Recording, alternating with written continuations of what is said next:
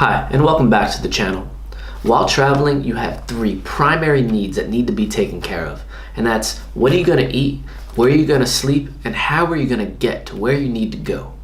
In this video, we're gonna talk about housing and accommodation, which is gonna consist of me talking complete shit about the hotel industry and giving you the alternative solutions. Stay tuned. Traditionally, hotels are seen as the only option. But nowadays, they're just seen as the most expensive option. Think about it. At a hotel, you're paying for simply a bed, a clean bathroom, and a roof. Everything else you need to pay additional top dollar for. So you spend the night, you wake up, you go down to reception, and you ask, hey, where should I eat for dinner tonight? What do you recommend? 9 times out of 10, they're gonna recommend you the hotel restaurant because it's fantastic. They'll give you a menu, they'll give you a card you could sign, you can make a reservation. Then on top of that, they'll be like, hey, listen, we have a private shuttle. We could take you where you want, pick you up to make sure you're back in time for your reservation. That's what hotels are. They are a commercially driven hospitality company to keep you spending as much money as you can inside their facilities, and they're gonna make it easy for you. If you want to be catered hand and foot, by all means, a hotel is the option for you, but you're gonna be spending top dollar for it. So, after this conversation, they'll be like, well, while you're waiting for the next shuttle, enjoy our free continental breakfast. And you're gonna look at it and be like, great, I would love an egg with this. Here, one egg, $10. Take it. At the end of this 3-4 day trip, what are you spending? For a bed, a bathroom, a roof, some buttered toast, and one side egg comes out to be $1,000. Is it worth it? I was staying at a hotel once in Rome, 4-star hotel, and I woke up in the middle of the night needing a glass of water. So I leave the room, I go down to reception, and I ask for a glass of water. And they were shocked, like, glass of water?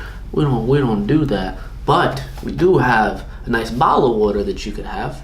€5. Good price for you, good price for me. I'm, 2 in the morning. I'm just like, dude, just give me a glass. I'll fill it up in the sink. Just give me a water holding container that I could drink water out of. And, eventually he's like, I'm sorry, my English isn't good. He calls over a team member, another team member. And eventually, 2 in the morning, there's 5 guys trying to sell me a bottle of water. And I'm just not having it. It's just the type of person I am. And eventually they look at me, they look at my feet, I'm barefoot, and he's like, where are your shoes? And they start blaming me for needing the glass of water because I have no shoes on. But when you're on vacation, do you ever reach a point where you're starting to feel a little homesick? You just want to go home in your own bed, kick your shoes off and watch some TV? Is that homesickness, or are you just tired of being treated like a customer? I grew up in a middle-class American family from New York. And, vacation for us was always seen as expensive, staying at hotels, because we just thought that was the only option. And even growing up as a young adult doing this on my own, I would look at vacations to be expensive and as a time where you just grow a massive vacation belly from eating out 3 meals a day. It wasn't until recently that I found out that there are other options out there, and vacations don't need to be seen as overly indulgent and expensive. So what are the alternatives? What are the other options versus the traditional hotel? To keep things simple in this 101 course, I have broken it down to just 3 other options, which are bed and breakfast, Airbnbs, and hostels, all of which provide with a unique opportunity to have a great experience, much different than that of a hotel, but still providing you with the basic needs of everything that a hotel includes. Bed and breakfasts are a great way to receive a homely atmosphere. Normally, they're run by a couple who just simply enjoy inviting guests into their home and catering to them. So if you're the type of person who sees vacation as a time to put your feet in the air and don't lift a finger, a bed and breakfast is for you. Because unlike at a hotel, which is commercially driven, a bed and breakfast is driven to satisfy the customer, and it's going to provide you with an extremely hospitable experience. Although the prices are more or less the same as a hotel, and sometimes even more expensive, the value is there. You're no longer a dollar sign as you are in the hotel's eyes, but you are a guest into a home.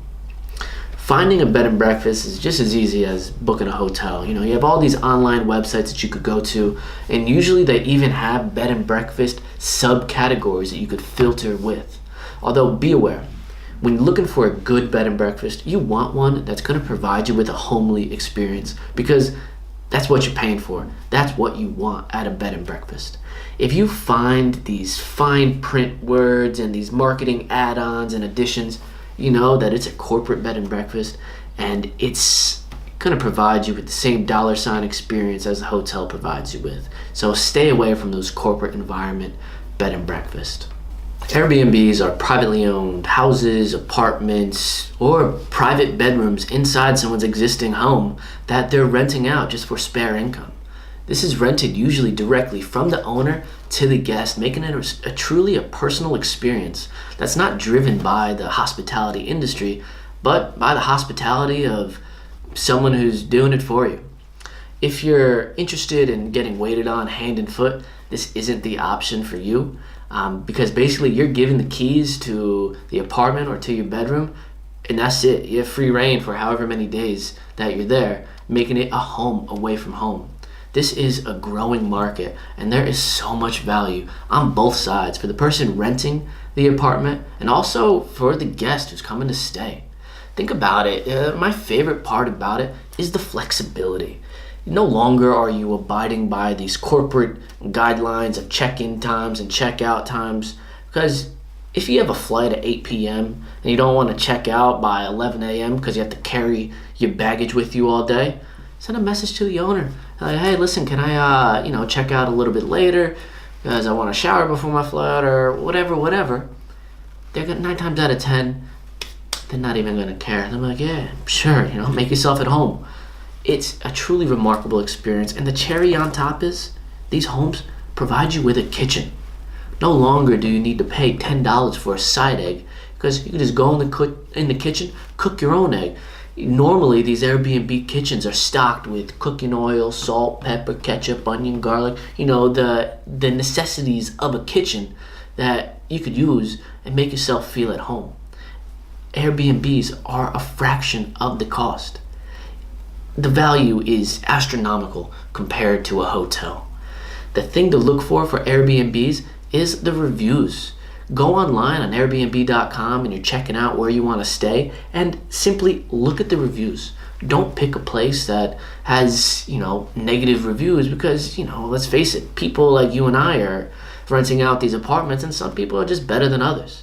Find the place with good reviews, and you're guaranteed a comfortable experience with clean sheets, a comfortable bed, clean bathroom with soap, towels, clean kitchen, all the basic amenities, and everything you need to get a truly remarkable experience.